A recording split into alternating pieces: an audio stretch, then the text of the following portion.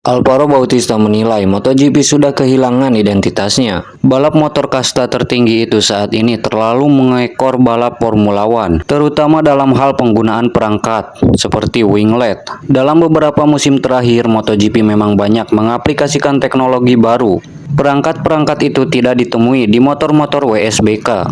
Mereka membuatnya mirip dengan balap Formula One, kata Bautista. Teknologi di WSBK lebih sedikit, selain itu MotoGP-nya seperti semua motor.